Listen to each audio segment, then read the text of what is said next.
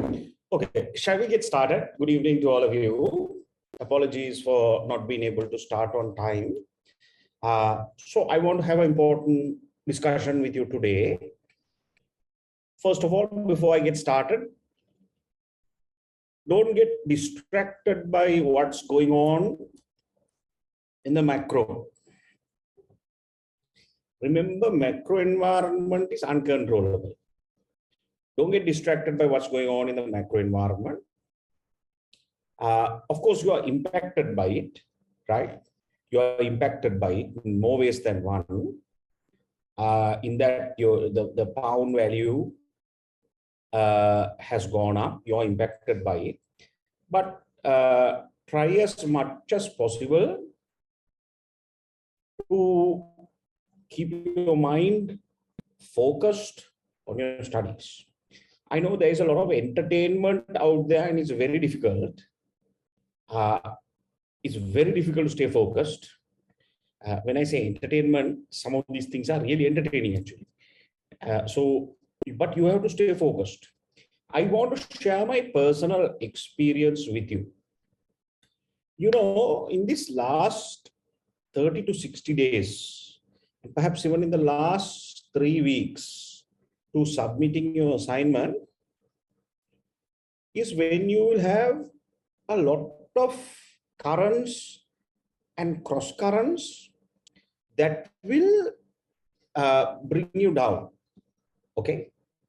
I remember when I was doing my case study, okay, I'm not ashamed to share with you. Okay. When I was doing my case study, I remember there were about 3-4 things that were happening at the same time, and it was very difficult to manage, very tough to manage. My father got a heart attack 3 weeks to my case study exam, and we did the exam, okay? So we had to study every single word because we did the exam, and we had to go into Aquinas College, Borella, to the exam hall for 3 hours and study every single thing. You're lucky you don't need to study everything, right? So what mentality? Very difficult because my father was hospitalized with a heart attack, right? And it was very difficult for me to concentrate, very tough. Should I give up? You know, every sign out there told me, look, now's not the time, you know, and then on top of that, at that point, my boss refused to give me study leave.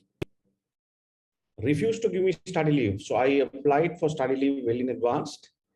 I was working for a bank then. So my boss refused to give me study leave because it was the season and it was a difficult time. I did my GMD exam on the first week of December. So that's a season usually. So my boss in the bank told me, sorry, you have to manage time. You can't get any leave. You can take leave after 20th of December. Okay. I'm sorry, you can't take leave on the exam day. You can take leave. That's it. So it was very tough. It was very tough, very difficult. On top of that, my girlfriend at that time also left me. Okay. 2 weeks to the exam date, my girlfriend gave me a boot and said, enough. So you can see you will be challenged with so many things that will come about your way in that last month, perhaps last 3 weeks. Now we are seeing in the last 60 days also, you're going to have a lot of distractions. That is a test. That is a test. Remember this very carefully. That is a test. You have to pass that test. If you are still alive, you should be focusing. Don't worry about anything else because this is your studies. This is mine. I have to do this for myself. So focus. Focus 100% on yourself. Occasionally take a break. Be disciplined to go and see what's happening out there. Information is important. Okay. But stay focused. You have paid for this. The pound is only going up. Forget about the pound. The time lost cannot be measured.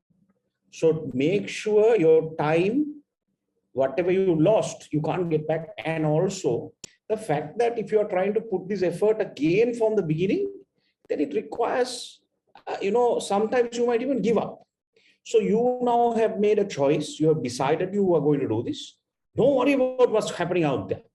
Focus, watch the videos, be on top of the syllabus, do your assignments, share it with lecturers, get engaged, demand for feedback, understand all theories, understand the marking scheme, really stay focused. And if you are to have a coffee, extra coffee and study when everyone is sleeping in the night, though I hear these students giving these power cuts as excuses. Don't give those as excuses, guys. Come on, right? You still have power in the night, okay? Stay up, stay up. Friday night, Saturday night, stay up. Okay, you have to sacrifice. You can't go out and drink this should anyway, Lent and all that is coming this month, no? Right? You have to do this for yourself. If you start studying at 11 o'clock in the night, until 5, 6 in the morning, there's so much of peace, no disturbance whatsoever. Have a nice place in your house, stay up and do it. And then sleep for about 3, 4 hours. Do it on Friday and Saturday night. Enough. That's enough. That's more than enough if you can't do it on a weekday basis. Okay. So my advice to you before we get started is don't get distracted. Don't get distracted. Okay, let's get started. Now there are some of you here for the first time or new, you don't know where to start. Please, I will give you a bit of an introduction at the end of the session. So hang in there up to the end of the session. Can you quickly log into Google Classroom and download the slides I have on chapter 7, which is the final area, chapter 7, on international or global marketing. I want to cover some critical theories on global marketing, some terminology, because that's the name of your subject, global marketing decisions, international marketing. By now, I suppose, so this is the one I want you to download, right?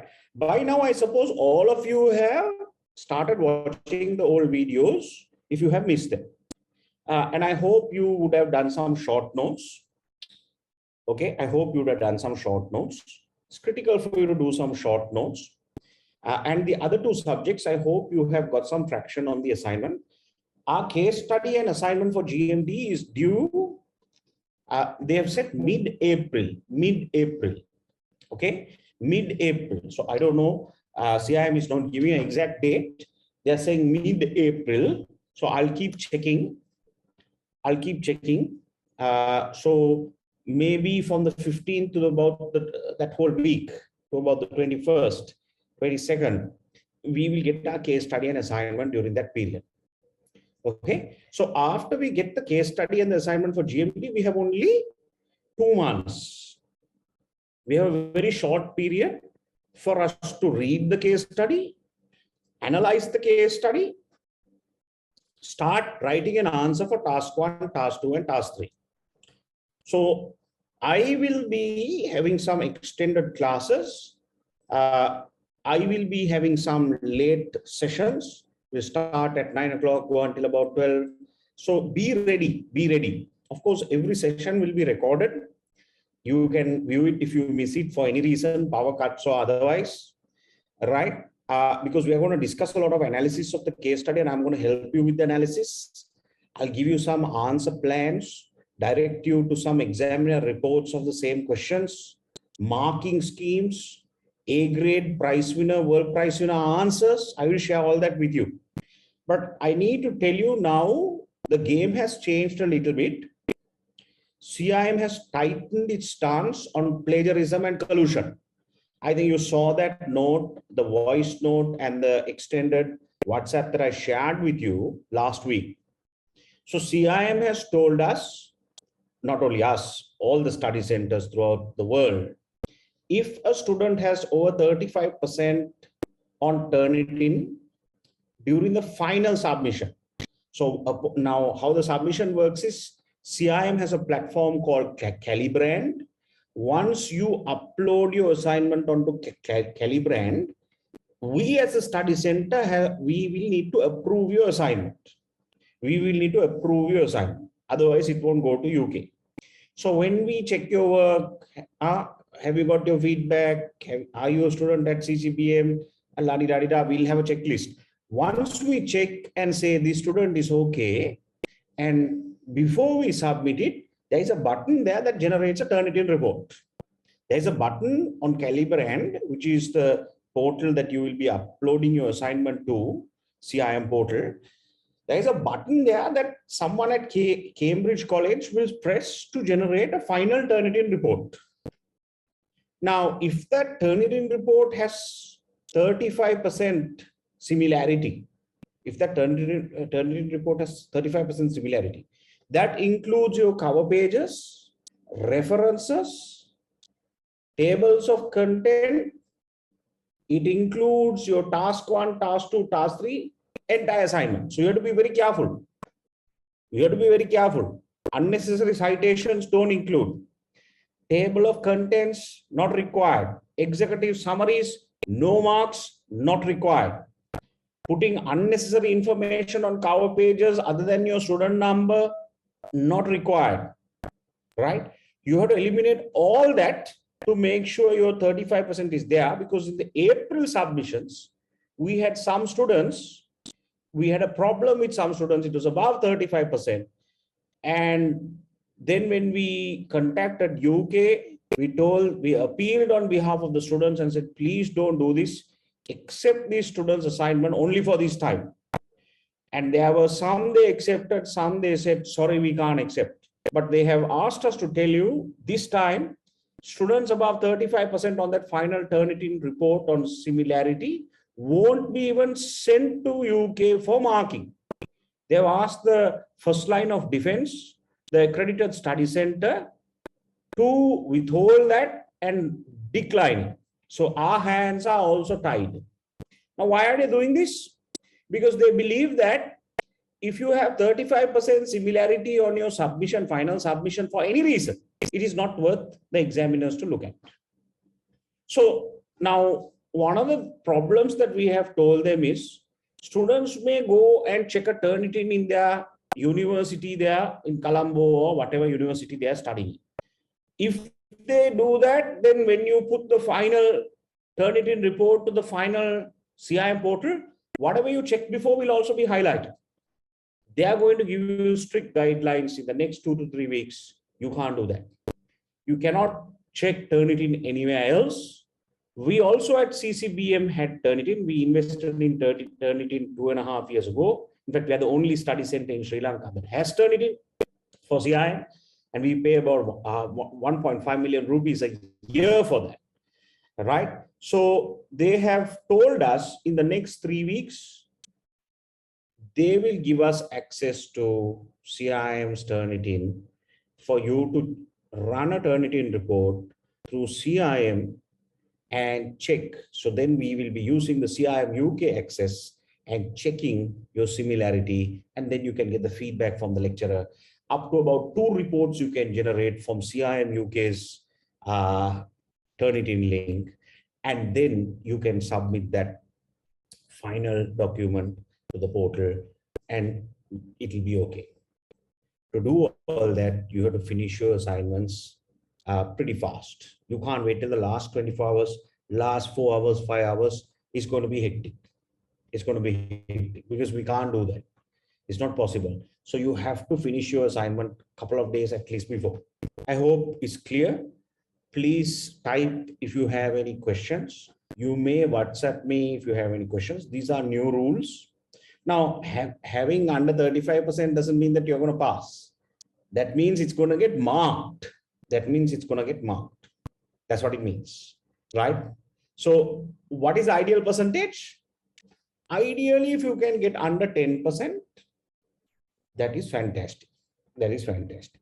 Which means you need to type every single word, which means you need to ensure that you cite your work using Harvard referencing properly and type every word. Be genuine about it. Be genuine about it. You see, there's a lack of CIM is the #1 outsourced assignment now in Sri Lanka. You all know that, right? There are people advertising saying CIM, we do your assignment openly, sponsoring ads. So CIM will do something about this because there are a lot of people outsourcing their assignments. And sometimes, it's sickening. They charge as much as 75,000 rupees to do an assignment, right? Here we are charging, 15,000, 20,000, 25,000, right? Or whatever, 30,000 or whatever you paid for 6 months of teaching, right? And someone else is doing a 75,000 rupee assignment for you. It adds no value, guys. It adds no value. You're ruining your life by doing that. There is no transformation. Don't do it for the paper qualification. Trust me, it won't take you anywhere in life. It won't take you anywhere in life. Some of you are doing it for migration purposes, I know. Right? You want to get out of this place, you want to get a paper qualification, guys, but it makes no sense. There are so many other cheaper qualifications out there if you want to get it, right? Don't do it with CIM. CIM, be genuine and do it because it's a good qualification. Apply yourself. Transformation from within is critical, right? Okay, so I'll keep the philosophy aside now. Let's get started with classes. Okay, right. So I think you can see my screen now. Since we're doing global marketing decisions, so there are some questions coming in. Kindly type all the questions on the so that everyone can see it. Don't send it to me directly because I can't respond otherwise. Can you send it on the chat itself? Can't we do benchmarking with other previous? You can. Benchmarking, yes, of course, but you cannot copy. You cannot copy. You have to look at and then you have to put it aside and then write your own words. Right? Some of you don't do that, no, Praveen. Some of us, what they do is they convert that A grade answer into PDF and then take that entire answer and put it in your assignment, 1A or whatever it is, and then start editing it. That kind of thing, you are going to get hammered now, right? That kind of thing, you're going to get hammered. A grade assignments are there for you to use. So you have to look at it, keep it aside and start typing. So that is the best way to do it. That means you are being genuine. Praveen, I hope it's clear, right? So put all the questions you have on so that everyone can see it. Otherwise, I have to repeat the question. Can we avoid table of contents? Yes, avoid it. You don't get marks. Avoid it. Anyway, in the next 2-3 weeks, I have asked CIM to release detailed criteria, right? Detailed criteria. I have raised a lot of questions. As you know, guys, we are the world's largest study center for CIM, right? This session, we have now close to about 2,400, subjects. So don't calculate my revenue, okay? So in fact, next week I'm getting it with the director qualifications, very senior person. I'm having a meeting on some of the issues, and one of the issue I have is inform students clearly, right, from CIM. So they're going to release a podcast or update the guidelines so that, because I don't want students to get penalized. It's not fair. You're paying a lot of money. You're wasting a lot of time, and all of you have objectives in life. 6 months is a long time. And sometimes, I've told UK, you all don't understand what's going in Sri Lanka. And I'm fighting on behalf of students. I always fight on behalf of students, right? Sometimes CIM doesn't like it, but I can't help it because I know the pain of a CIM student, right? But having said that, their point is there's a lot of outsourcing going on. We have to do something, but then, it's really difficult. You can't implement blanket rules. Like there are some instances where students use their stage 2, stage 1, their own work in an assignment. This is happening especially in digital marketing. So digital marketing techniques, level 1, they might use a persona or a customer journey or some explanation, small paragraph, their own assignment in level 6, next level. So I have raised all those concerns with them and I've told them. So what they're saying is, that's why we have allowed 35%. That's why we have allowed 35%. But you can't just take even if it's your own work, you can't just take it and slam it on another assessment. So you see, they are also countering all the arguments. So I think we need to make sure we understand this 35% is a good mark, be genuine about it. You won't have a problem. Be genuine about it. There was one case in the April assignment. I was fighting on behalf of the student, right? Who actually got about 90% plagiarized. But then the student has gone and checked two Turnitin reports out there. I don't know from where, from some other place. So what we did was, I told we can't reject this. You all have not told students not to check out there. Now only you all are telling this. So then when I fought that with UK, actually we got on a call with the student. It's amazing. Okay, we got on a call with the student in UK, and UK in front of me asked the guy a little bit of questions about his own assignment, right? And the student couldn't answer. So there were some questions that the UK guy asked, theory questions that the student has actually used in the assignment. So the student was not able to answer. So they said, thank you very much, and closed the Zoom call and called me back and said, look, this student, even if it's below 35%, has not done this work. He's outsourced this work. So I said, I rest my case. Thank you very much. Let's close this case here. So there's no ground for us to even fight after you outsource your work. So please don't outsource. They're getting really strict about this. Be genuine, right? They're getting really strict about this. So that's why I'm telling you, don't waste your money by outsourcing. Avoid table of contents, images plagiarized. I've asked them.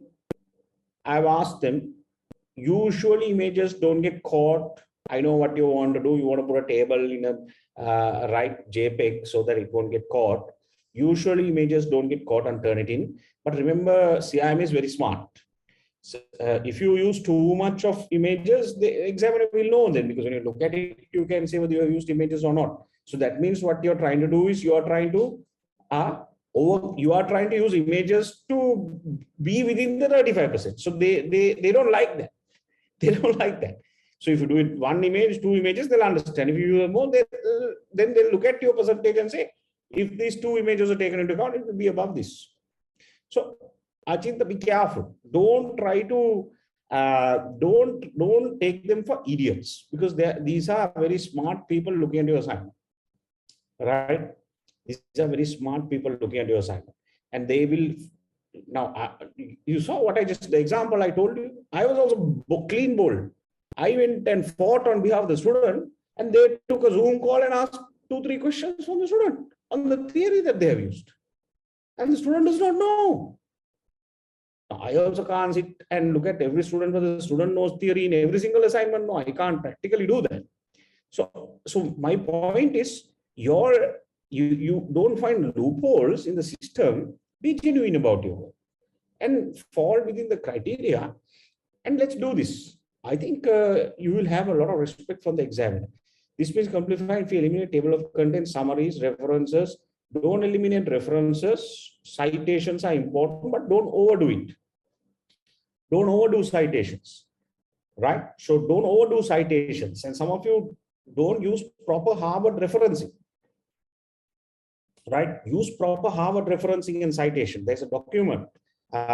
We might also go through that a little later, but you can have a look at the document on how to write citations on Google Classroom. Without table. So if you want to put table of contents and numbering, guys, that's fine. But there are some students who put table of contents of 4 pages. 4 pages. You still can do it. You will still be under 35%. But my point is, it's not worth it. Just put 1 page if you really want to do table of contents, because it doesn't have marks, right? Table of contents, when the examiner starts reading, table of contents makes absolutely no, because this is not a thesis too. Examiner has a marking sheet. Examiner reads paragraph by paragraph and says, right, this paragraph I'm giving you 1.5 marks. This paragraph I'm giving you half a mark. This paragraph I'm giving you 2 marks. So out of 15 marks for 1A, the examiner will, that's how give it. So it need not go up and down. Need not go up and down. Examiner only has to look at the audit and the task. That's it. So you don't need table of contents, executive summaries. Those are all good for non-academic qualification, degrees, MBAs, or thesis writing, all that. It's a professional qualification. This is a professional qualification. All right. So people don't have time in the boardroom today to sit and read tables of contents and all that. You have to make it very, very business-like. Business-like. Dilshan, is it clear? I hope it's clear. Can we run the Turnitin twice after the changes? As at now, they have told us twice. So I think that's why I'm saying finish your entire assignment and get the first Turnitin report.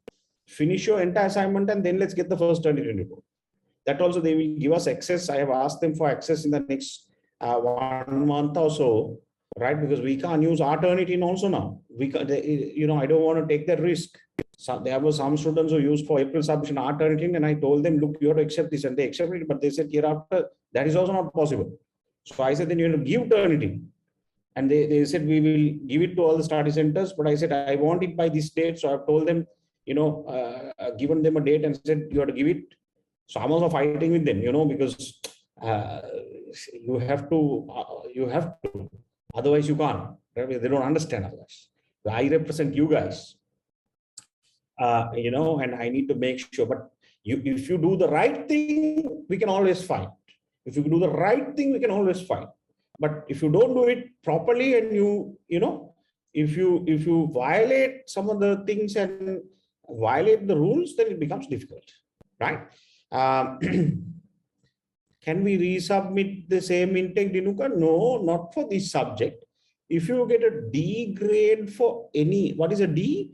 D means 46 marks to 49 marks. For any other subject in CIM, that's a D grade. You can resubmit that assignment, make the changes and resubmit. Examiner will tell you where you've gone wrong, make the changes and resubmit. For GMT, no, this is a case study. This is the most toughest subject, okay? This is a case study. Here you can't. If you fail, you fail. That's it. Right. If you fail the case study, you fail it. You have to retake it. Dinuka, clear? Can you paraphrase our ideas? Yes, I think you can do that. Not a problem. Not a problem. Not a problem. Yes, you can paraphrase what is in a grade assignment. Yes, correct. That's correct. That is okay. Paraphrasing means you're not copying. That's fine. That's fine. We can't use our own company backgrounds, stage 1 assignments. Yes, try and redo the company background, retype the company background. Don't cut and paste your own work, because you can do it. Understand this, Gamla. You can do it, but you're taking a risk. Why take that risk? Because if it's above 35% on other areas, company background, even if you take it from your own previous assignment, might come to about 5%. But why take that risk even for 5%? Because other areas, then if it's 30%, then you're above. So save that 5% also. Don't be lazy for that company background, little bit of information, type it, redo it, update it, type it again. Don't use your own information. I hope it's clear, right? Because my job is to make sure that I submit your assignment. So it's a crime for me to, take you take you from that first line of defense they have established and not even submit your assignment. And they're saying, sorry, next session onwards, 35% plus. Tell your students to get smart. Ask your tutors to get smart. Nothing doing about 35%. 35% is there for a reason. Beyond that, we won't accept. So I think we need to now find how we do it within that, right? And I think it's very easy. Now, for the April submissions, 95% of the submissions didn't have a problem. 5% of the submissions only had a problem. So I think if 95% didn't have a problem, that means there is something that we need to learn. So 5%, there is a problem. So my challenge is to reduce that 5% or 2% or 1% this time, right? And we will do it. 100% little difficult, because some of you really outsource yourself. Okay. Benefits of getting a world rank, will it help on a planning on migration? I don't think so. You won't get extra points. What about using paraphrasing tools? I have asked them that as well, like Grammarly. That's a question I have asked them as well. So they will come back to us on that. exact date is not mentioned, Asheni, as here. Referencing websites instead of manually typing. No, don't use referencing websites because websites get easily caught on Turnitin. Don't use websites. You have to type everything. You have to look at the reference, type it. And referencing to, you can paraphrase the reference. You don't need to take a direct quote on the reference. You don't need to take a direct quote. Guys, look at the Harvard referencing document. Direct quotes are only one way. There are so many other ways. So you can take whatever Porter said and say it in your language. That's the best way to do it. But if you really need to take a definition from somewhere and apply it, it's okay. Then you cite it. That's why there's 35%. You won't get penalized for that. Right? But you don't need every question. You don't need 10 definitions. No, one definition enough. Right? But cutting and pasting definitions, we will get into that later. That is also not required. Now, if your boss gives you a practical question to write a report on or a board paper, you're not going to cut and paste definitions from Porter or Kotler. No. You are going to take the essence of that definition, apply it to the company, and critically evaluate it. That is what is required. So we will get into writing style a little later, right? Same organization for CEC, CDC is okay, but my advice to you is don't copy anything. Even the company background, don't copy, because I'll tell you why. There was one student who has done that CEC assignment, same company background in CDC, and submitted for April. And the first assignment was CEC submitted. Second assignment, CDC, there was a problem. It has gone to 37%. Why? Students' own company background. So CIM said that there's a problem. Students should not be, and they told me, students should not be using their own company background even to plagiarize. Right? They have to redo it, they have to rewrite it. So my problem is that if you can use it, but if you are taking the risk. If it goes above 35, then I can't help you. They will just say, no, don't submit it. So why are you being, so arrogant about it? Just make sure you type everything. Even if it's the same company, type 2 company background, change the information. There's only 2 pages, no, nothing, no rocket science, no. Clear? Shenali, clear? Paraphrasing the same company will be fine. Yes. Do that. That's fine. So the idea here is do everything to be below 35%. Then your assignment gets submitted. That doesn't mean you're going to pass, right? Under 35%, they will start from 35% and come down to 15, 12% and see why have you got so high? Why have you got so high? Still, it's very high.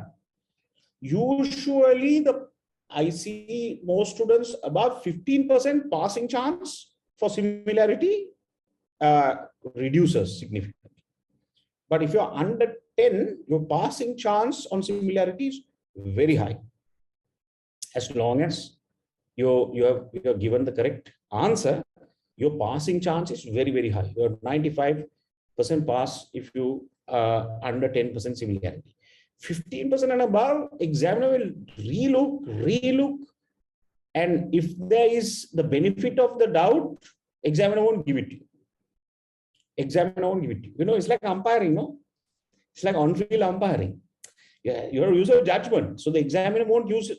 The judgment will go against you if your similarity is high. So then you have to ask yourself, why am I using the same company background? Don't be lazy, just type it, retype it, update more. Company has a lot of information. No? One company background put a pie chart with market share, other company put some customer details, right, in a table. Simple thing. Okay. All right. Good. I'm happy we had this conversation. If there are any further questions, please feel free to type it. Right now on global marketing, I want to do some critical theories with you and concepts because that's the subject. We don't know whether we will get a question on global marketing or not. If we do, then we will revisit some theories again. But, I want to do a few concepts with you because I want some words on global marketing to be discussed across the assignment. So you can go through these slides. These are very straightforward stuff. But in summary, one of the key questions is whether to go global or not. So you're going to get a multinational company. Obviously, you need to look at big markets like China and India. Asia is always going to be a high growth market for whatever company that you're going to get, right? So obviously, you need to then expand. You need to look at double-digit growth, inorganic growth, and then you need to take these companies into the bigger markets with high GDP, the BRICS or whatever the case study mentions. But we have to play around with case material. Where to go, we will see what markets and data we have on in the appendices of the case study. And based on what markets that have been recommended, we will do some theory to evaluate, like the G matrix. Then management orientation.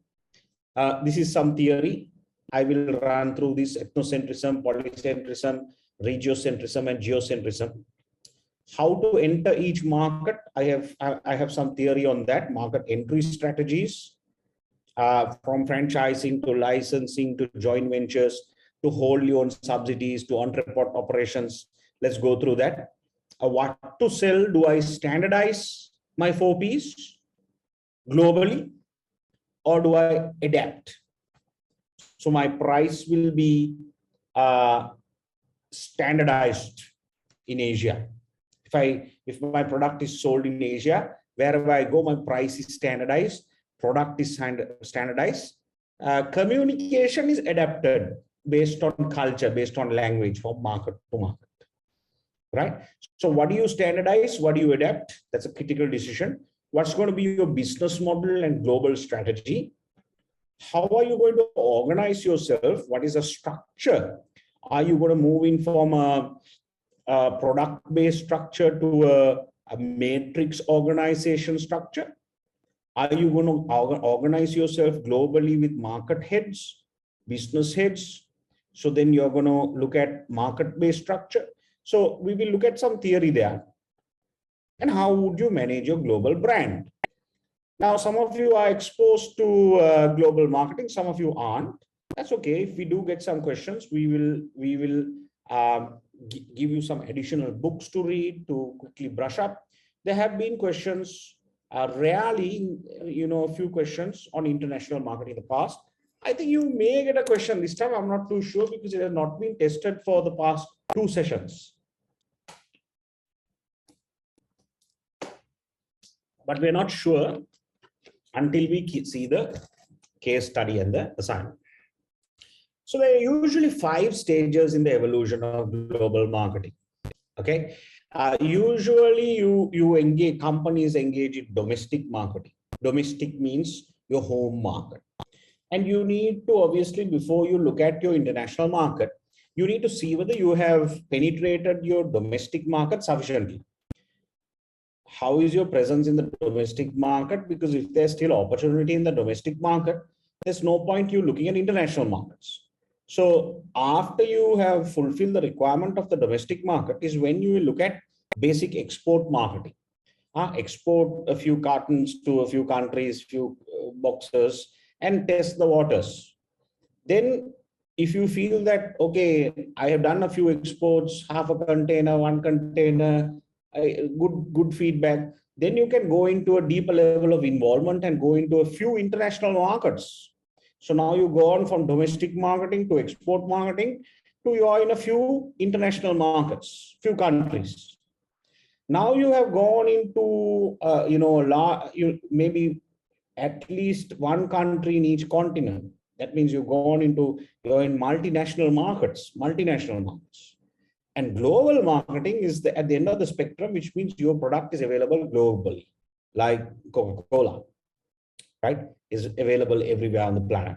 So this is the evolution, if you like, of global marketing. Now, one of the key concepts that we would like to talk about, and I'd like you to really delve into and understand, is the concept of globalization, right? Now, there are a few terms like this that I'd like you to use across your assignment, depending on the question. which we will get into a little later. But let's understand this concept. What is globalization, right? So as per the definition, it is technological and economic forces that reduce the cost and facilitate the mobility of products, services, people, knowledge, and money across geographic borders. What does that mean? Right? Fairly straightforward definition. But let me explain what globalization means. Is globalize means that means you will have customers. You can sell your products to customers anywhere in the world.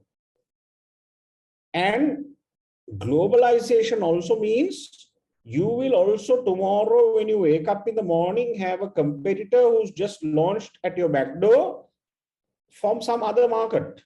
That means you are also getting competition from anywhere in the world. You can source your customers from anywhere in the world, source your raw materials from anywhere in the world. Also, you will compete with everyone out there in the world. So usually this has to do with a little bit of economics as well, where you understand whether your market is a closed market or an open market for investment. Right. So I'm not going to go into economics, but open market means obviously the flow of technology, investment, facility to facilitate mobility of products and services, people and knowledge. So usually if you look at markets like Europe, right, you can easily go from one market to the other. It's a common market. It's a common market. Visa process is the same. You want to just cross the border, right? You don't need visa. You can go and be born somewhere, work somewhere. You can go to another country, right? So you can see a fair degree of that. That's called a common market, right? But when you look at globalization, what it means is you have opened up your market economically for you to go out there and invest. And people also can come and invest in your market. So there are benefits and there are setbacks in doing that as well. There are pros and cons in doing that as well. The question is, now, if you look at a market like ours, a very small market, we don't have a large domestic customer base. So if we close our market completely, we will then need to be self-sufficient with our customers in this market. The question is, can we? What if we can access larger markets? But then the larger markets will want access to our market. Of course, we are a very small market, so they can dump a lot of goods as well. So you need to have anti-dumping measures. Dumping means larger markets will come and dump things in smaller markets. And, you know, it can be, they'll near expiry goods will come and enter the market at extremely cheap prices. It's happening right now, no? In our market, it's happening right now because we have no say, because you know, you have to negotiate them. You have to make sure that you have anti-dumping measures, protectionism principles in place. So it's a little bit of a difficult exercise to manage economically. But we have seen countries like Singapore, which are also very small markets, who have done that very successfully, being very smart with their negotiations. So do you keep your market open or closed, or are you going to have open-close policy, which means you open when you want investment and when you close it to make sure you don't want competition, right? So there are different methods economically to manage this. But globalization in effect means you operate in a market where you can, today you can compete with anywhere, with anyone, and source customers from anywhere in the world. And they can also come and set up at your back door overnight and compete with you. And ideally, you will employ technology. You will reduce the cost because you employ technology. And, you know, it's like globalization is, I'll give you an example. Some time ago, there was a college in the UK, a big CIM college in the UK, who wanted to come and set up CIM in Sri Lanka in front of our college at the HSBC building. You know where we are. We have HSBC Bamba in front.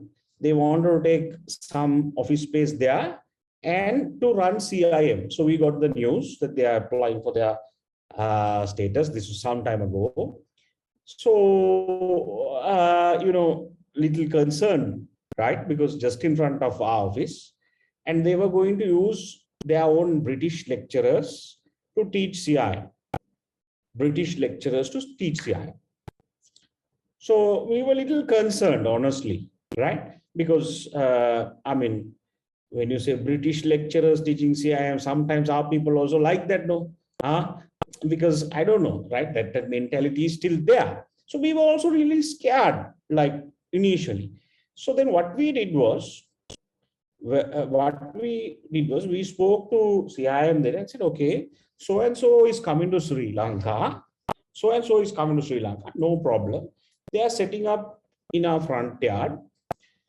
We are coming to UK. We are coming to UK, right? And we will also set up on the front yard of a lot of the study centers. Okay, we will also set up. But remember, the cost that we charge as opposed to what your UK study centers charge is 1/10.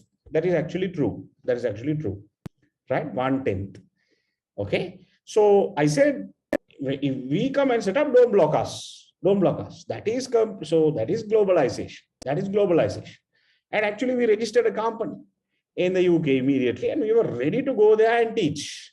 We had people ready to take over and start recruiting and teaching. But at 1/10 the price, they were really worried. Because if we offered 1/10 the price in the UK market, that's going to create hell. That's going to create hell with other players. So then that company had to withdraw from Sri Lanka. So my point I'm trying to say is, globalization has opportunities, it has threats, but you have to be able to play the game. You have to be able to compete globally, source globally. I hope it's clear. I hope it's clear, right? So there are many forces that drive globalization. Government involvement needs to be there in some cases, depending on some industries. There are economic forces, technology needs to foster it. So these are some of the drivers of globalization. And this may mean the relaxation of trade barriers, free flow of investment, international cooperation and standardization, and growth in international business organizations. Now, if you are to look at one of the theories that we use in evaluating country markets mentioned in the case study, usually there are about 10 countries that are mentioned throughout the case study. So students have to pick those case information and the data corresponding to that company and put it into a GE matrix. A GE matrix. I usually help you with this, a GE matrix. So GE matrix will tell you what are the high growth markets, right? With the company's competency to go into those markets also being high. So high and high, high and high. Market attractiveness is high. Company strength is also high. And that's what you see in the 3 green areas. That means go and invest.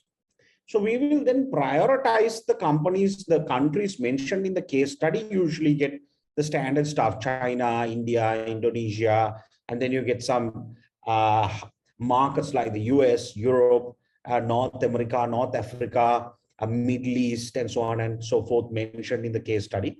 And data will be given to us. The data will be given to us. So we have to first prioritize what are the highly attractive and the competitive strength is also high, and use this to analyze what are the best markets, what are the worst markets, and what are the markets that that you would prioritize second to enter.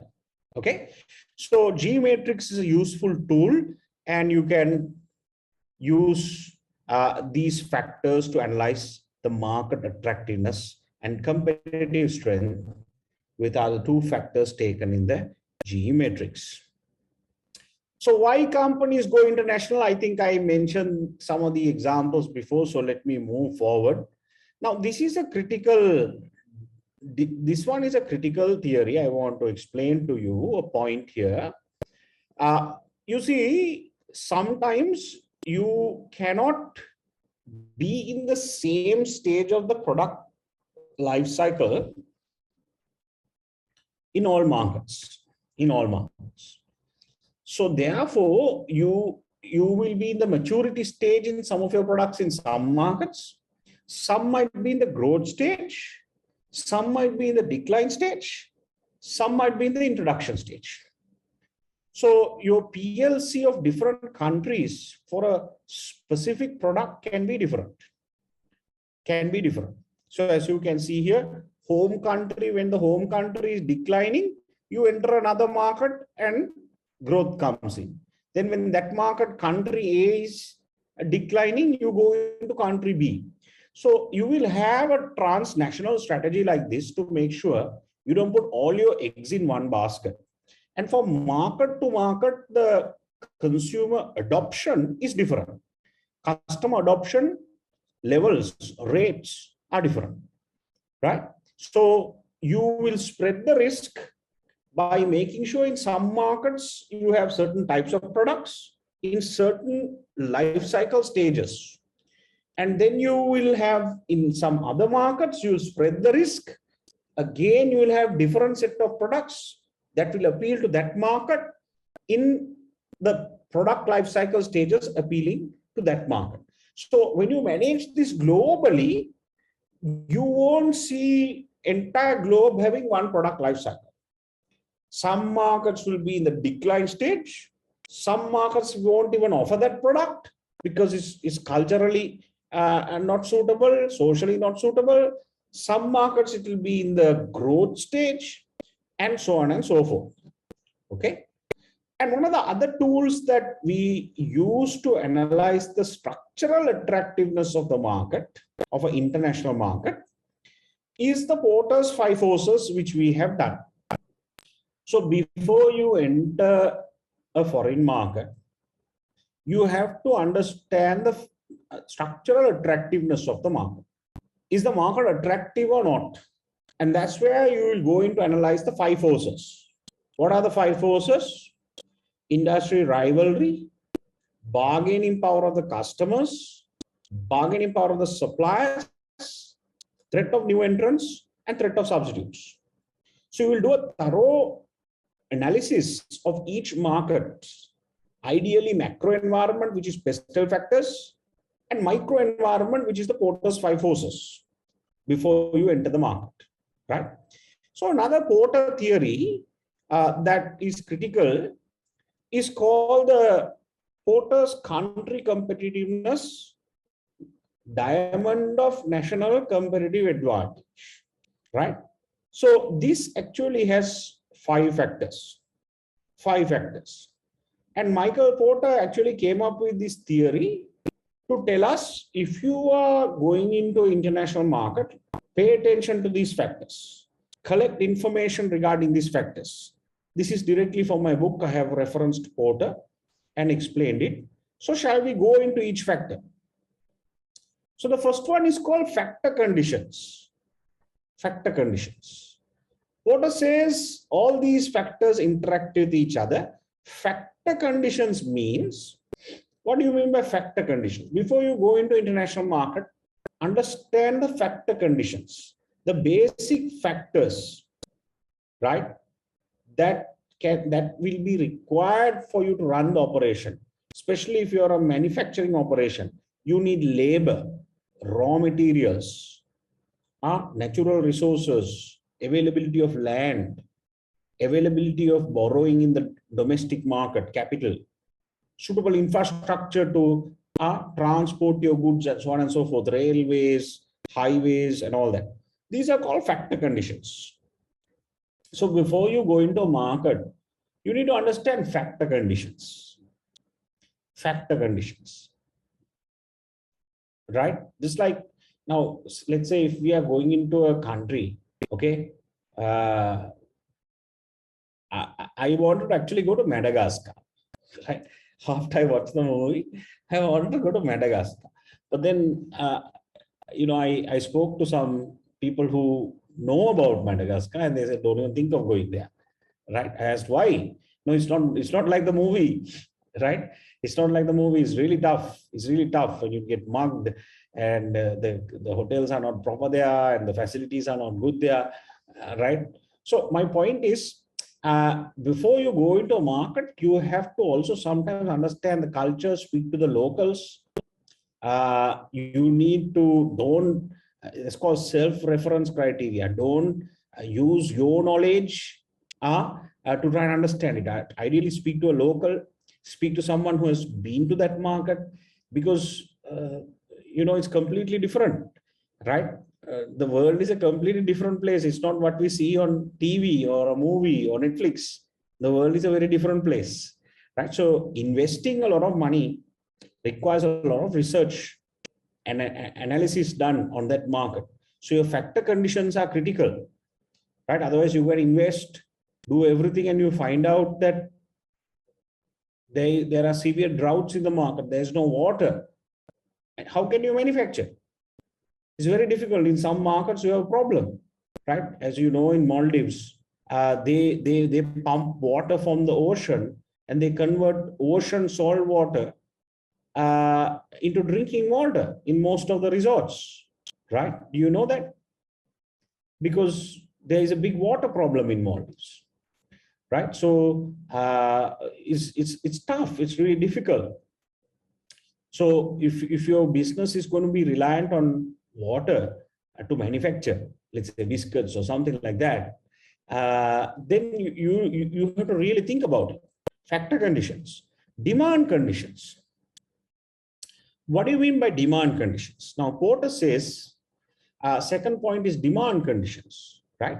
Demand conditions, what he's saying is, before you go into a market, understand the domestic demand, the customer sophistication in the domestic market. Now, if you look at the Japanese market, Japanese domestic average consumer, when they go to buy electronics, their standards are really high. I mean, they will look at all the technology. The average customer, they won't just go and buy a TV like you and I go to Singer and Avas, they won't just go and buy. They will study, is it ultra definition, what is the pixel, 4K, 4.5K, 5K, and they know about it. You and I don't know about it, no. We go there and say, make a Honda, Adu Karana Bulanda, make a 4K, right. So, that we buy it and come. We don't even use that feature after that, right? But in that market, they don't do like that. They really study. So when you have a market, a domestic customer who demands for very high quality, right? When you have a domestic customer who demands for very high standards, the market moves up. The market moves up. The quality levels move up. So that is what we say here, demand conditions. So in Sri Lanka, maybe demand conditions, level of home demand, may be high for products like perhaps maybe for tea, right? I mean, we like a nice cup of tea, right? So therefore, tea standards may go up. I don't know what other products we are. We're not a very market that commands for a lot of high standards. No, we don't have difficult customers. I don't know why. So I think it's probably to do with affordability. Probably to do with affordability. We don't demand for a lot of things. No, we're happy with what we get as a culture also sometimes, right? So then the standards drop. Right? So that's what Porter is trying to say. Related and supporting industries. What do you mean by this? So what Porter is saying here is, for a domestic market, when you're entering an international market, understand that your market has also another related some other industries. Now, example, Italy has a substantial leatherware industry. which is supported by leather working plants and top fashion and design companies. So you can see the leather demand is there because there are leather working plants, and fashion industry and design industry is very strong. So there are other related industries demand that needs to be gauged when you're entering international markets. Okay. And finally, to understand the company strategy, structure, and rivalry. If the home market is very competitive, a company is more likely to become world class, right? So this is a Porter theory, and Porter also says finally there are two other things which are critical. One is the government. The government's involvement and also the policy levels, the clarity of the government towards investors. Can you repatriate your profits? Do they welcome you with your investment? So the government could influence each of the above determinants, right? So now example, if you are going to invest, if you go to a country, perhaps like the Middle East, they're very, of course, they have their conditions, but they're very investor friendly. Singapore, right? Perhaps even countries like Malaysia or Australia, very investor friendly countries. But there are some countries which aren't very investor friendly. So you need to make sure you have the government backing also before you go into the market, because for some reason, if they don't allow you to repatriate your profits after that, you're gone and invested, right? And that's why companies also, when they go into markets, they borrow from the local market. They borrow from banks in the local market. Why? Because then, even if the government tries to sort of domesticate you, that's the word. If they try to domesticate you, which means they impose a lot of sanctions on the company, you then default the local banking system. So companies also are very careful in making sure when they go international, they don't take all their funds from the international market and go. They borrow locally as well, right? But some governments refuse that. So that's why you need to have a dialogue with the government. Chance means you need to get your timing right. You need to have some level of luck, right? Not all international products work well, and not actually most international products and brands suffer. Now look at Hyatt. What a great brand, came to Sri Lanka, still not able to launch, right? I think St. Regis is in Sri Lanka, not able to launch. There are so many companies that come and invest and build buildings partially and all that, and for some reason they either get their timing wrong. So a lot of people who invested when the Easter bomb took place, they had the building. You saw that building, right, in Kolpiti Junction, that tall building, sorry, Bambalapitiya Junction, that tall building with a helipad. I mean, I see that building every single day. It's such a tall building. It's like a World Trade Center in Bambalapitiya Junction. Such a tall building.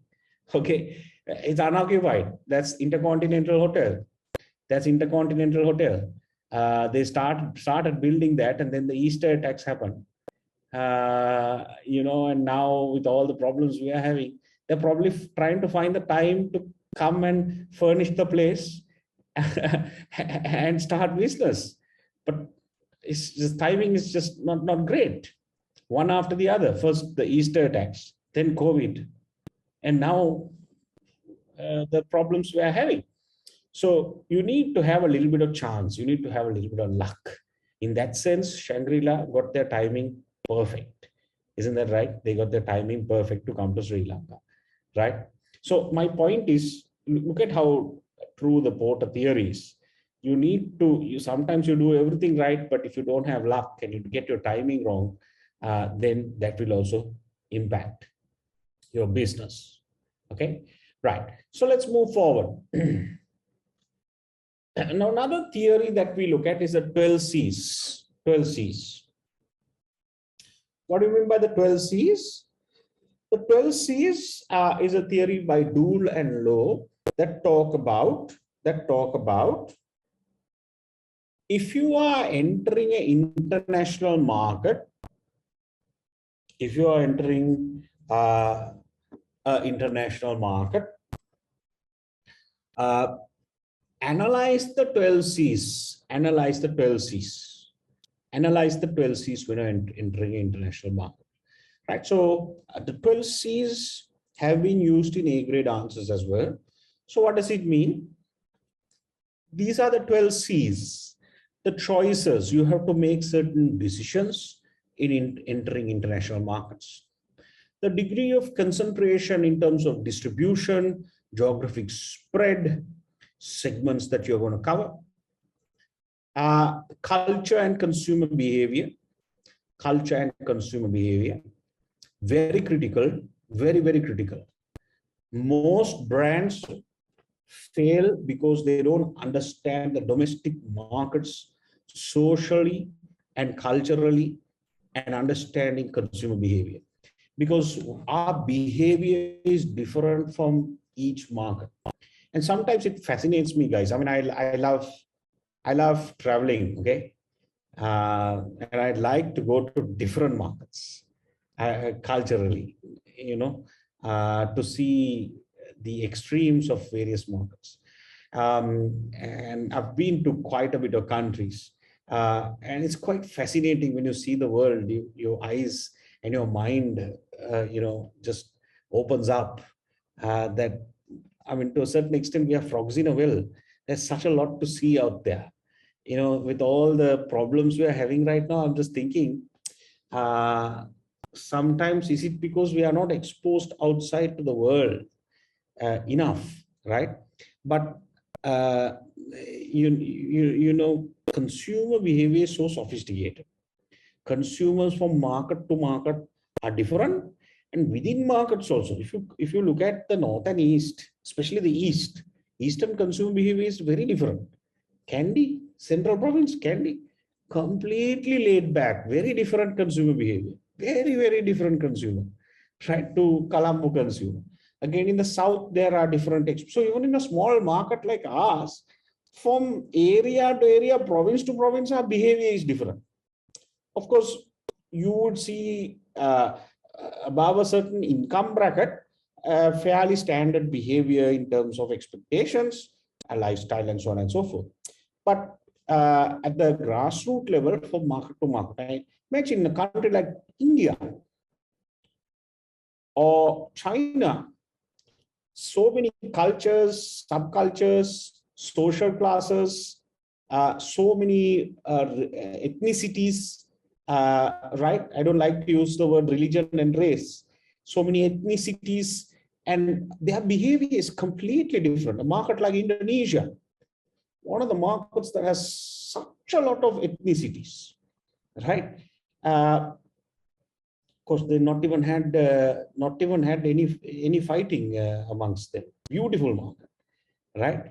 And actually, if you look at markets like that, consumer behavior is completely different, because ethnicity is different and composition is different.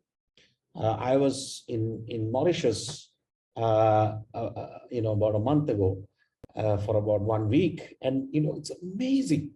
It's amazing how all the ethnicities, are functioning without any problem. They've never had any uprising, never had any problem. Okay, but they're very different, very, very different from each other. Very different in terms of behaviorally, very different from each other. So you need to study this, because if when you are selling a product or a service, you need to understand the commonalities, and usually the commonalities come by when you segment from income, because then you can see affluence bring about a certain common customer, even in whatever market, right? But you can also see the behavioral changes even as you go lower down the strata into the mass market. And there are a lot of products that can be marketed specifically targeting a certain consumer profiles. Consumption habits, capacity to pay, pricing. Are you going to penetrate? Are you going to skim the market? Are you going to penetrate the market? How fast do you want to recover your investment? What market share do you want? Currency factors, big problem, especially in our country, right? But there are a lot of other markets that have managed to stabilize, right? But exchange risk is a big problem in our market, right? Channels of distribution, intermediaries, all that. Contractual obligations, again, laws. If there is a problem for arbitration, which country will you use is a significant decision that you need to make in international marketing, right? In Sri Lanka, I think we use common law. But if you go and work with a country like an Arab market, they don't use common law, right? So then if you have a dispute amongst these two countries, you have to, which market will arbitrate? So will it be the Arab law, or will it be Singapore, a mutually acceptable third-party destination? So you need to sort of contractually agree on all these things: insurance, legal obligations, business practices. You need to study a lot of these factors before entering a market. And finally, number 12 is to the factors, which other factors that you need to be aware of. Culture, I spoke about culture, very critical. So standardization versus adaptation of the marketing mix. I gave you an example, what to standardize, what to adapt. Now, if you look at globally, there are, if you look at certain brands have standardized their pricing, standardized their products, but their communication has been adapted from country to country, right? Their distribution also has to be adapted from country to country. So again, what do you standardize and what do you adopt? That's a critical question. Culture comprises of religion, education, value systems, language, social interaction, aesthetics, all these factors.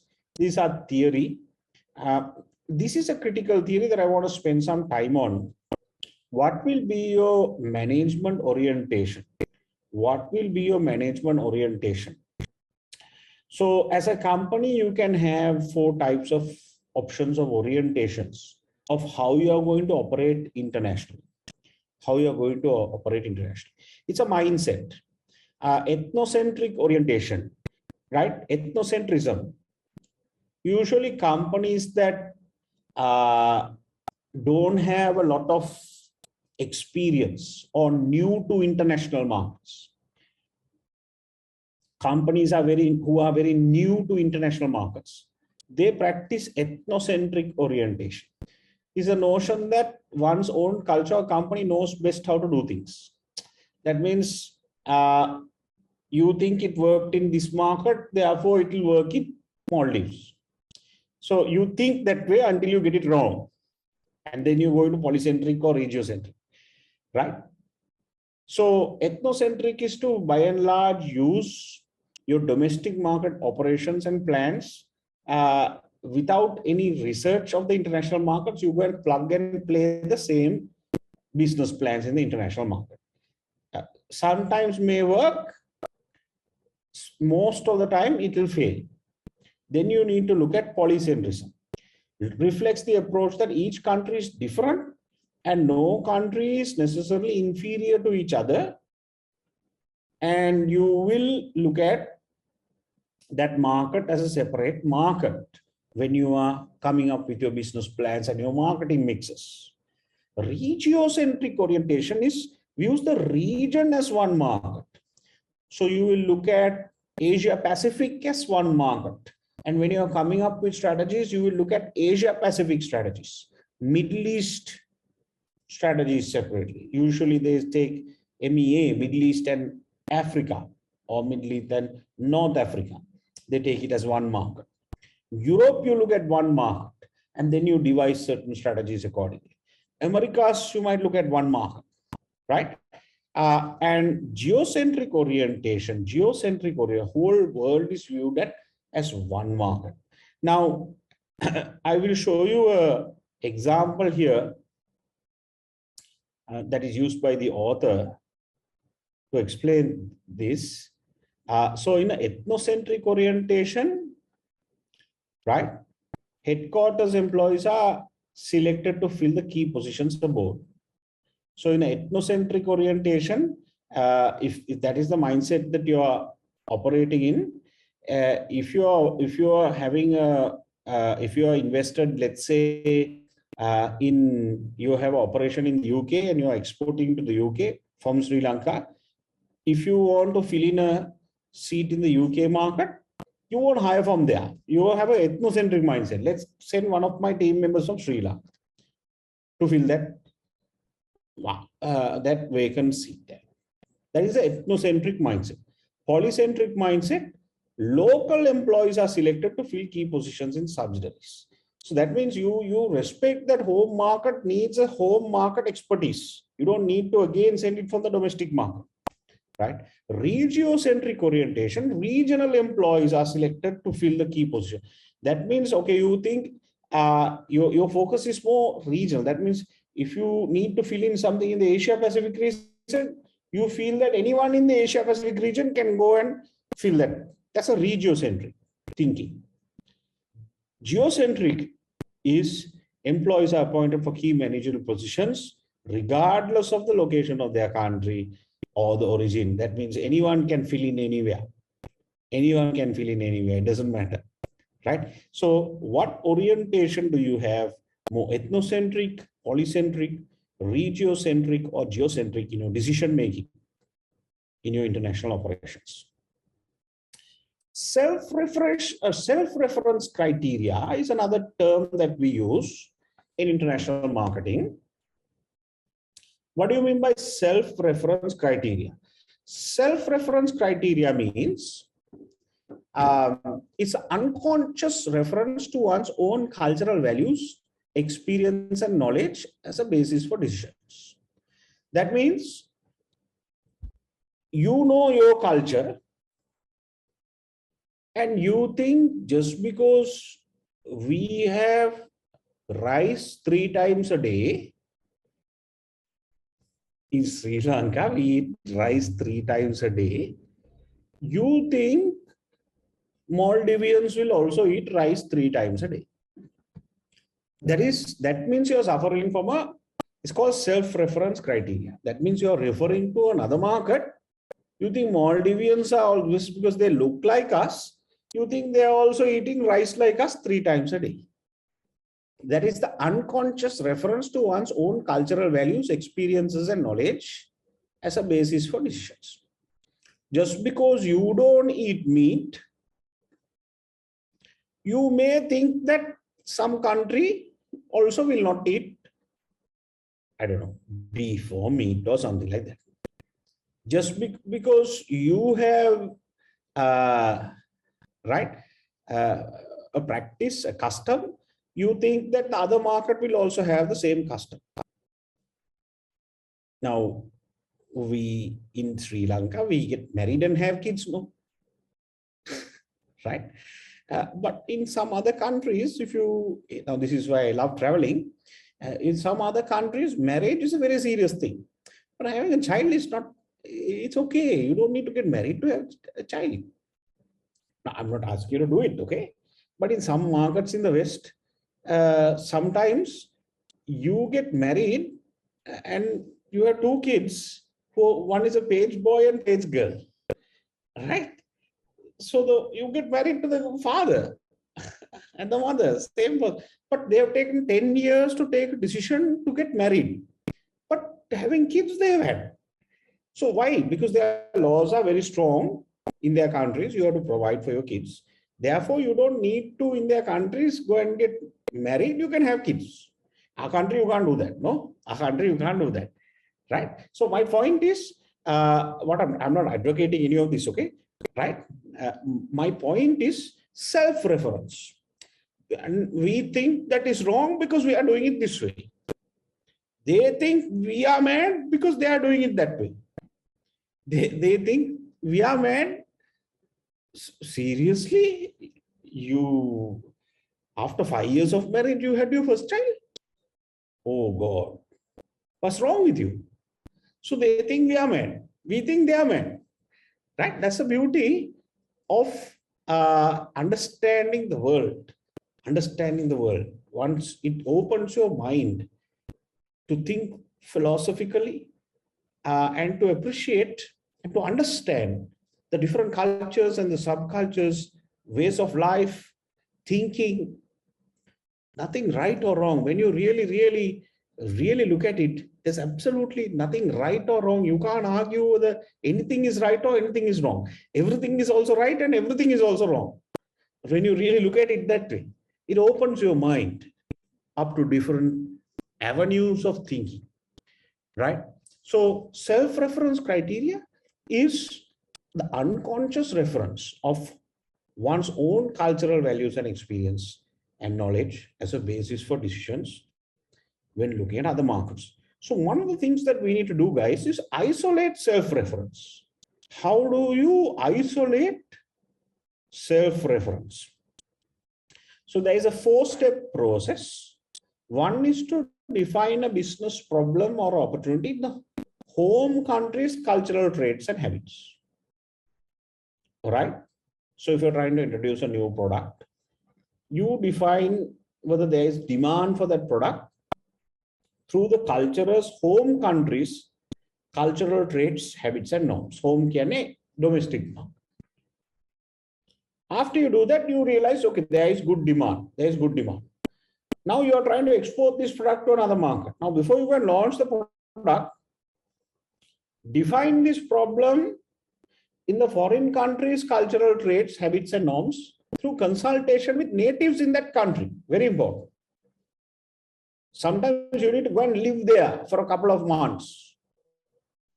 I used to do this. Actually, when I was single, I used to do it quite a bit. I used to go and love to really travel and do what the natives do. You know, do what the natives do. Now I can't do that with kids and all that when you travel, right? Because my wife wants to go shopping and, you know, all of these places, so your priorities are different. But otherwise, I really like to do what the natives do in that market. Sometimes you can see foreigners also come to Sri Lanka and do that. No? They like to go on a fishing boat with the... So then you really get into what it is to be Sri Lanka, right? So then when you go back, you really go back with some understanding of that culture. Otherwise, you're just a tourist. So that is the second one. Really consult natives and immerse yourself with that country's traits, habits, norms, and then look at the opportunity or the problem. Third one is isolate the self-reference. Now you can see both paradigms: native country, foreign country. Redefine the problem without self-reference influence. Right? So this is how you overcome self-reference criteria. It's a 4-step process to overcome self-reference. Then we go into these terms called high context cultures and low context cultures. What is this? So high context examples are Germany, Austria, Switzerland are seen as, low context cultures. Their response to questions will be fairly straightforward. This is because the understanding is based on the written and spoken word. Clear? Written and spoken word, fairly straightforward responses. High context cultures like the Arabs, the Japanese, are extreme where cultural context is very high. These markets require more subtlety in interpretation. That means it's not only what you say, it's not only what you say, it's how you say it also. It's a tone you use. What is the tone you use? You know what tone means, right? So it's not only what you say in the letter, it's a tone you use in writing the letter. How polite are you, right? These markers require more subtlety in interpretation, where the way the question is answered is at least as important as the answer itself. That means it's not only about what you say, it is how you say it as well. These cultures interpret the elements surrounding the message. Not only what you're saying, how you are saying it also is being interpreted. So they give meaning to it, because to them, respect and long-term relationships are all that looked into by the tone of a message. So you can see, if you look at the high context and low context examples, Japanese and Arabs are one extreme, Germans and Swiss are on one extreme. This is research done, right? And if you look at the comparative characteristics of high and low context, high contexts are more collectivist cultures. They take collectivist decisions. Low contexts are more individualistic cultures, US, etc., right? Individualistic cultures. Their communication fairly explicit and implicit. Food and eating habits, so you can see the various dress and appearance, values and norms, beliefs and attitudes, business work habits, how they are different from high to low context. So you can go through this slide. Then we have another critical theory called Hofstede's cross-cultural analysis. Hofstede basically talks about, and all these theories are available in my book, right? Hofstede talks about a theory that we can use to analyze culture, international markets, culturally. He says there are some cultures that are individualistic cultures and some that are collectivist cultures. So an example of Sri Lanka, what do you think we are having? Individualistic or collectivist? I think as a culture, by and large, if you take entire Sri Lanka, we are fairly collectivist. That's why, when we go to the airport, still we take the entire family and go when someone is coming. Very collectivist. That's why if you want to get married, you don't take the decision. No, you have to bring home, show your mother, show your father, brothers, sisters, cousins, neighbors, all need to approve. Otherwise, you can't get married. No, we still do that, no? Isn't that right? I also remember I went to my wife's house, right, and said hi to the neighbors. Oh, are you right? They said that, right? Very good, if I may say so myself. Collectivist cultures. That means that approval, social approval is still required. But I don't know. I think urban Sri Lankans are fairly individualistic. But Sri Lanka, by and large, is collectivist, right? Masculinity versus femininity. What does this mean? Now, the research of Hofstede showed that there are some masculine cultures and feminine cultures. Interesting, right? What it says is, if you read through here, it says masculine cultures emphasize masculine values and characteristics. Not values, but characteristics. Emphasize assertiveness, success, competitive drive, achievement, which are dominant male values. Now, some of you females might disagree, right? Compared to feminine values such as nurturance, solidarity, quality of life are feminine cultures. So, masculinity versus femininity. So he saw examples of masculine cultures like Japan and Italy, and feminine cultures like Denmark and Sweden. right? So these are some of the examples. Power distance. What does this mean? Power distance means the power distance between the boss and the subordinate, let's say, or the husband and wife. Some cultures, the power distance between authority, boss and subordinate. Some cultures, very, very high, right? Low in Denmark and Australia, high in France and India, right? The power distance between husband and wife. Some cultures, husband sits at a certain level, wife doesn't sit at the same level, little lower level, right? If I ask my wife to sit at a lower level, she will sit on top of my head, right? Why? Because we don't have that as part of culture. But in some cultures, female sits lower level than the male. It shouldn't be happening today, yes. But that's a cultural thing in some cultures. Power distance. I don't know. Sometimes they might say that's a sign of respect for my husband. Same thing with your boss and subordinate. If your boss is going in the lift, you stand out, or you stand straight. If he's going on the corridor, you stand straight. Don't move, right? So that's sort of power distance.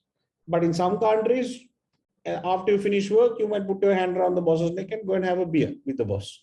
No distance, first name, no distance, right? Uncertainty avoidance index. Do we like to avoid uncertainty, or do we thrive with uncertainty? Right? So some cultures don't like taking risks, don't like uncertainty. They like to avoid uncertainty. So low example, Denmark and Sweden, high Japan and France. Long-term orientation versus short-term orientation. Again, there are examples there, short-term US and Australia, long-term China and Japan. So what it means is loyalty. If you, in Japan, if you have been working for the same company for 15 years, you are still very young in that company, because Japan believes lifelong employment. In Japan, if people work for one company for the entire time of their life, most people do that in Japan. That is the loyalty. That's a cultural loyalty they have. That's the cultural loyalty they have. So what some countries, they don't do that. They'll leave. Thank you very much. They don't even say goodbye. They'll leave everything and go. They'll put the keys inside the drawer and go. US kind of cultures. Thank you very much. You're fired. Thank you. I'll leave it and go. You go to the next job immediately. So these are some aspects of theories I'd like you to read up further from my book. Now I come into market entry strategies, again from my book. This is a compilation by me, by the way, which I have included in my book.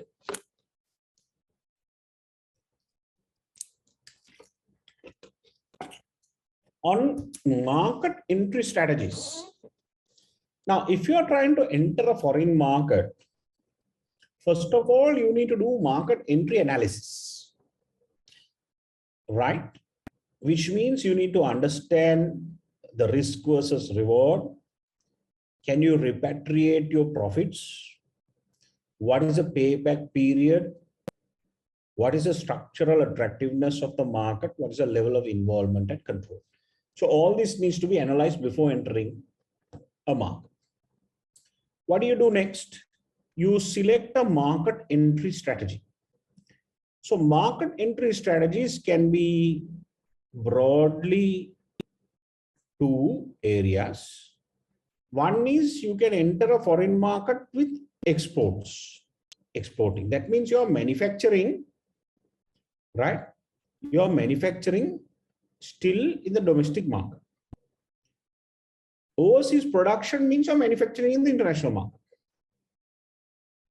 Now, if you look at Spa Ceylon, they are in about 25 markets, but they're still exporting. They're still in this area.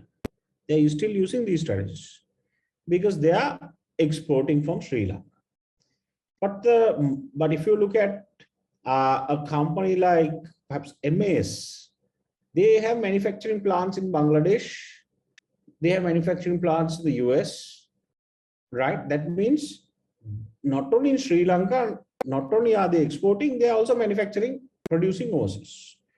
So the second area involves a lot more investment, careful thinking, and involvement when it comes to overseas production strategies.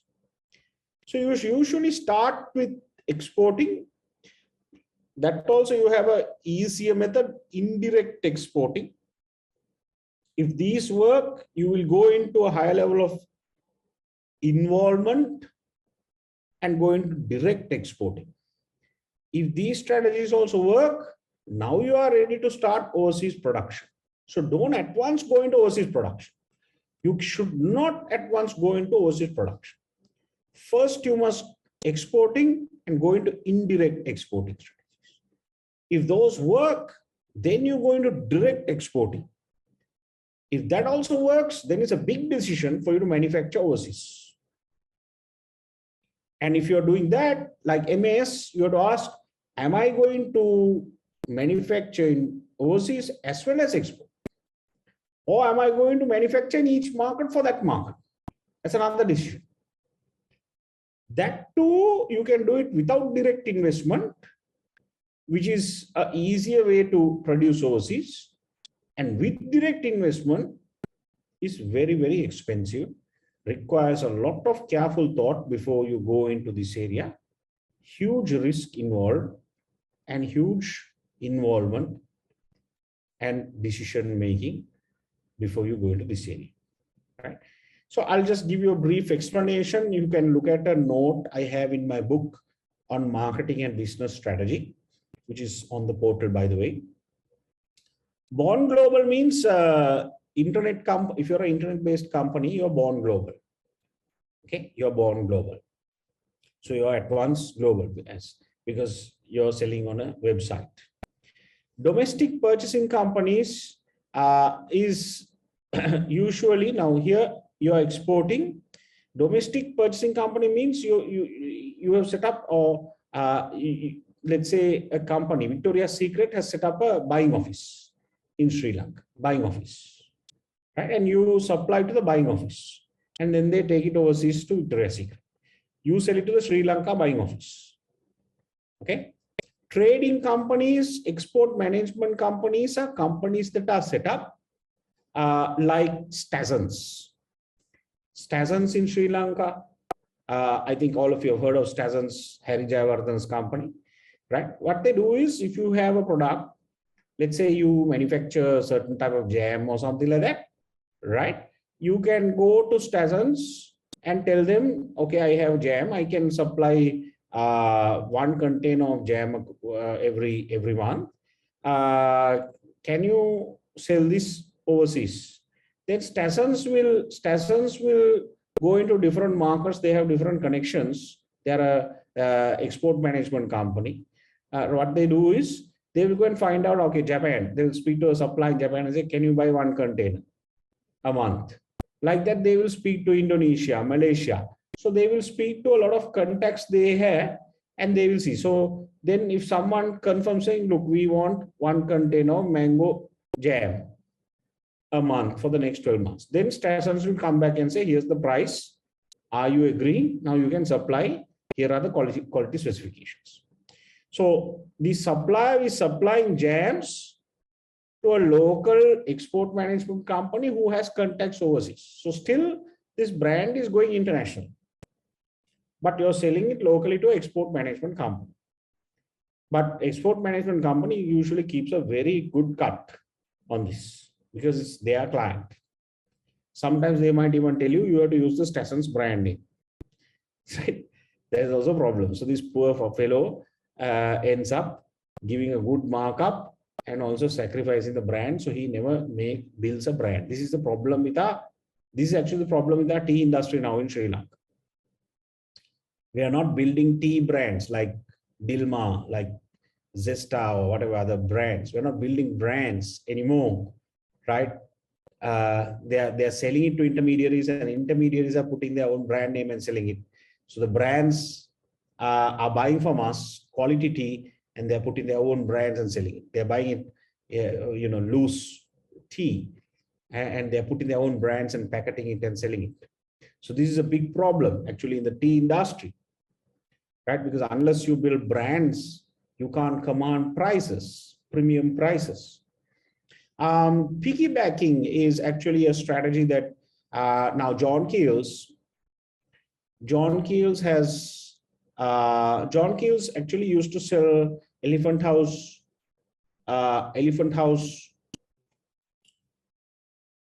what do you call the bottles, right? To Maldives, all the resorts. They used to sell Netto, orange barley, and they used to sell all these beverages to all the Maldivian resorts. They used to export. So after some time, they realized, okay, these are now being bought regularly by the resorts, the beverages. Now we will piggyback our ice creams on the same channel. Now we'll piggyback our Keel's meats.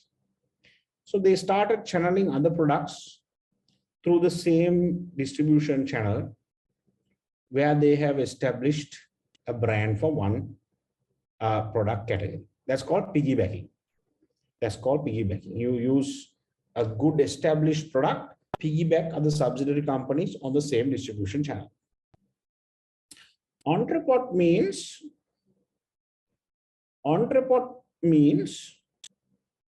now actually Hambantota port was originally meant for entrepot operation.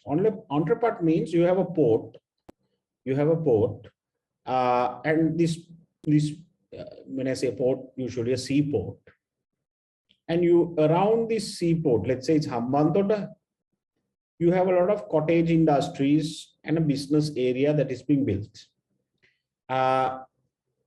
Companies can send stuff here, countries can send stuff here.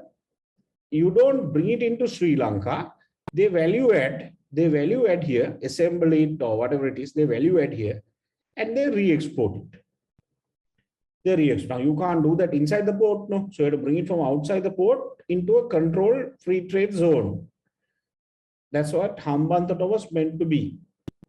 Hambantota port was meant to be for that, where you have entrepot operations, where you have a free trade zone where you value add, and it creates a lot of employment. It also makes sure that others will get cheap labor, the advantage of cheap labor and raw material access and so on and so forth. But you keep a small margin for what you do and you re-export it. That's called entrepot operations. You can read through that. Direct exporting means you will work through agents. You'll find agents, distributors, companies, marketing subsidiaries, right? And then overseas production, high involvement. Still, without investing, direct investment, you can go into overseas markets through licensing, franchising, contract manufacturing, where you'll find partners in that market. But with direct investment means you are manufacturing your product overseas through assembly operations, joint ventures with another partner, where there is equity, that is, you create a joint venture like MAS and Victoria's Secret has come together and created a joint venture in Sri Lanka. Strategic alliances, mergers, you can buy over, acquire. Greenfield development means you go and build it from scratch. You go and build it from, you see the market as a greenfield. You go there, you create what you want, and you start from scratch. Now, if you look at some hotels have come to Sri Lanka through acquisitions. They have bought and they've changed the brand name and they've said this is the new brand name. But some hotels come here in greenfield. They get permission, go to UDA, buy the property, put the foundation, build the building, and they own the property. And then they hire their staff, put one of their general managers, That's called greenfield development. You start from scratch, right? But it's a little risky to do that, time consuming to do that. And then also you need to look at how you implement your strategies. Very critical, how you implement your entry strategies. And also you need to be mindful of exit strategies. What are the exit strategies? What are the exit strategies? Just in case something goes wrong, how do you withdraw? How do you pull out? How do you migrate your customers? What is the cost of exit? Can you divest your operations or sell off? So you need to be mindful about all those factors before you enter, right? So this is an important area. I'd encourage you and read, go through my book and read examples I've given you on this diagram in my book. Okay, right. So I think, what's the time now? Right. So I think I'll stop class here. I'll see you next week again, and we will continue this discussion. We'll continue this discussion. Now, I want all of you to do this.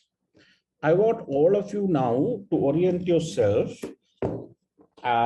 We are going to get our case study and our assignment within the next 10 days. Within the next 10 days. So please orient yourself like I told you from the start. What do you have to do? First of all, have a clear mind. Don't get distracted. Don't get distracted with what's going on. Okay, guys, don't get distracted. I know it's difficult. Keep your mind occupied. Euros, actually, I used to do this, okay?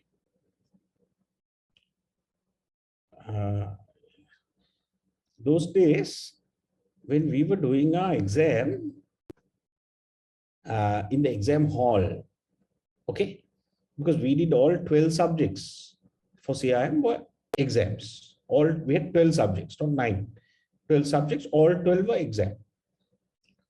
exams, right? So we had to study really hard. And outside the exam hall also, we are looking at short notes, praying, and everyone is in full tension mode because you don't know what questions will come, right? You don't know how exams work, right? And sometimes when you go to the exam hall, the hall is so big, like you have about 100, 200, 300 people inside the exam hall. There are a lot of disturbance. Equinus, there are kaputas inside the Equinus hall. Then you have we have our local invigilators. No, they hire from schools. They come and talk about all their daughters' problems, and you can hear them that also, right? So all the horns tooting and all that. So a lot of disturbance. And then what also happens is sometimes in the exam hall you can see this next door fellow writing and writing and writing. Now you're still thinking that fellow is writing. So a lot of tension. So what we used to do was, remember, we used to bend down and keep our eyes to the paper. If you raise your eyes like this, you can see the entire environment, you get disturbed.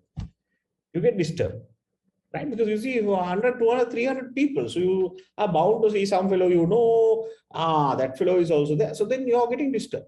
So focus is very important. If your sight is on something and you don't see the other things, then naturally your mind only goes to what you see.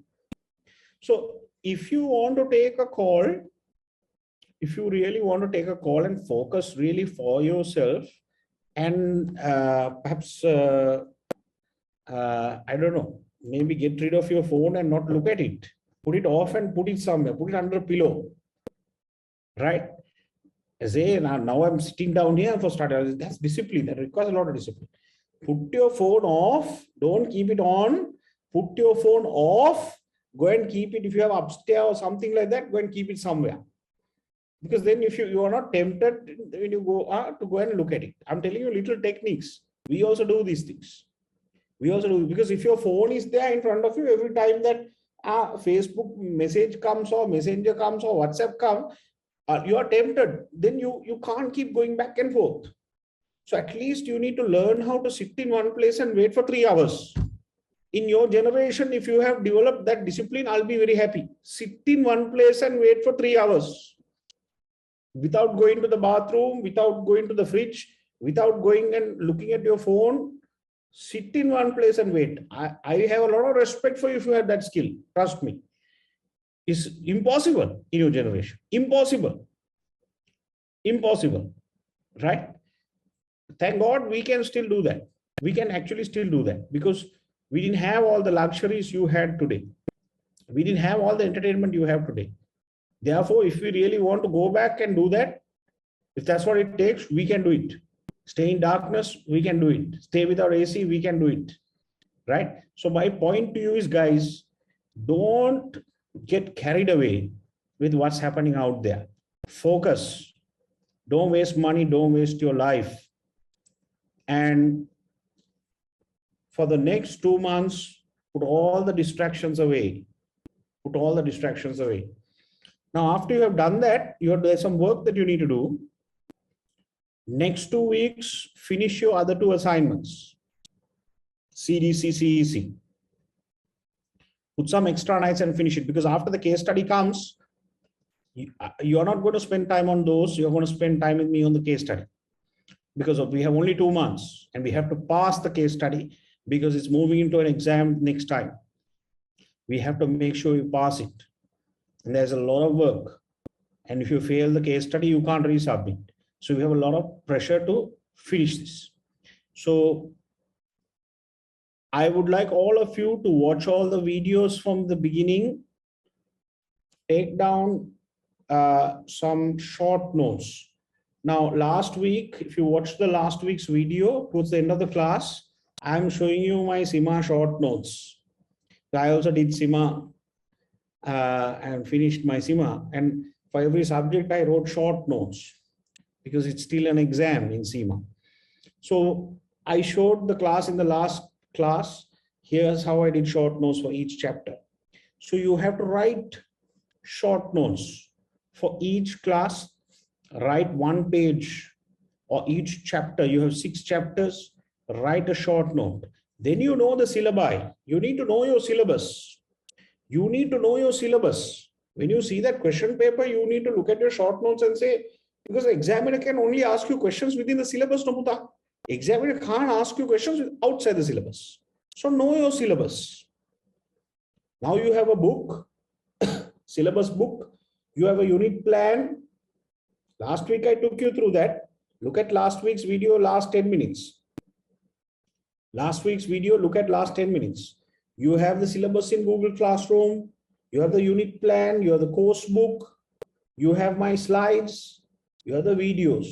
Now you need to put all that into 5 to 6 page short note. Then you know all the theories that are available in the book are known to you. Then it's a question of, when the assignment comes, how do we structure the answer and write the answer? Then you are immersed in the theory. Knowledge is then something that you have. But if you start writing, analyzing, answering without the knowledge of the syllabus, I think it's going to be really tough for you to handle. Okay, so get that done. Not too many videos for you to watch. Please get that done really fast. All right. Any questions? You can unmute and ask if you have any questions.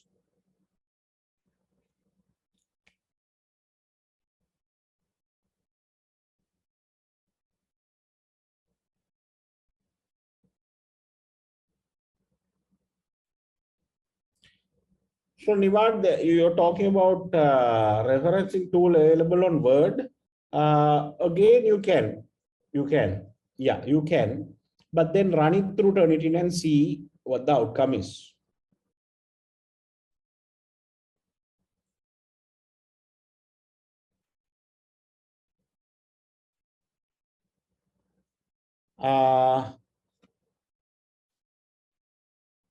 Any questions, guys? Excuse me, sir. Yes, Ashani, I can do that. Yes, yes. So I'm also having a, maybe a guest lecturer coming in on the 12th Tuesday. On the 12th Tuesday, I will be having a guest lecturer coming in, Hussein. He's a CIMA lecturer. So he's also a financial consultant. So every session I get him to do one class with you. So I will send you that. Next Tuesday, try and keep it free. 7 p.m. GMD will be done by Hussein. Submission date will be in June. In June, exact date will be given to you by the office. Can be 26, 27, 28, can be like that. Still CIM has not announced it. Any other questions, guys? Okay, no questions. So the new guys can remain. Thank you very much, rest of you. Good night. Good night. Thank you very much. I'll see you next week. Good night. Do we have to know about theories to use in each task? Yeah, so you need to know your syllabus, 5. The syllabus you need to know. So please watch our videos and take down some short notes. But your question is, do we need to know additional theories? Yes, correct. You will. That we will look at the questions and I will direct you. So I don't want to give you additional theories now until we see the questions. And not only theories, I will be giving you some books to read as well. Books to read as well. Let's say if you get a question on innovation, then I will be giving 4 or 5 CIM recommended books on innovation for you to read and then use citations from those. All right. Good night. Goodbye. Anyone with any questions, you can remain. Otherwise, good night. Yeah. Good night. Hi, Louis. Good evening. This is Sanat from Maldives. I have a small clarification. Now, you anything to clarify, guys?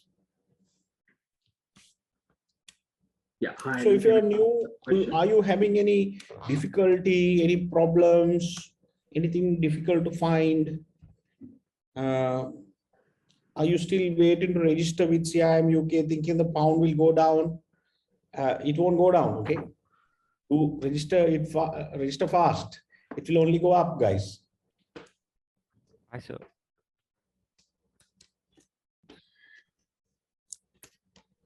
I know it's difficult. I know it's really difficult. It's a lot of money. From the time you started the course to now, the pound has really appreciated. So it's a big problem. But I mean, there's one student who approached me today. And what I told the student was, Uta, I know it's difficult. Trust me, even for us, it is very difficult. Right?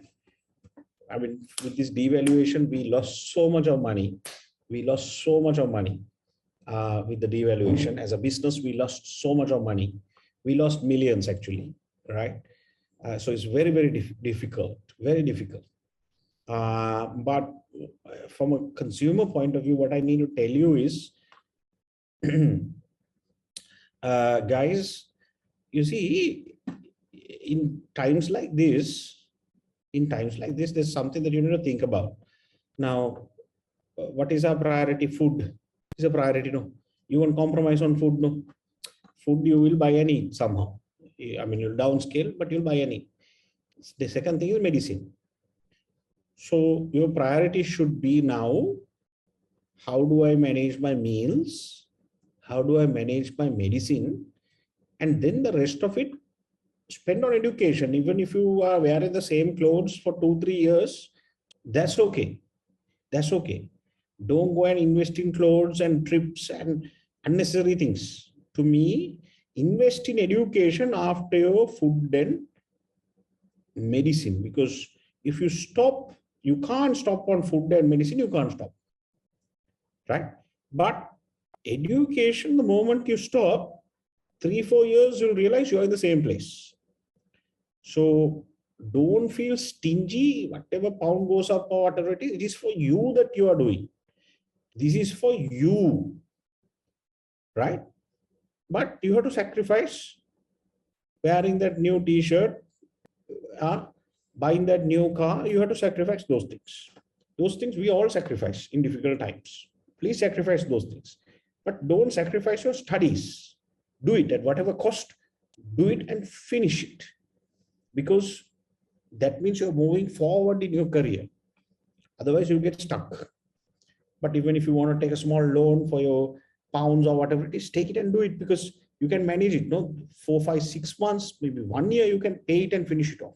But then you're done with CIM, right?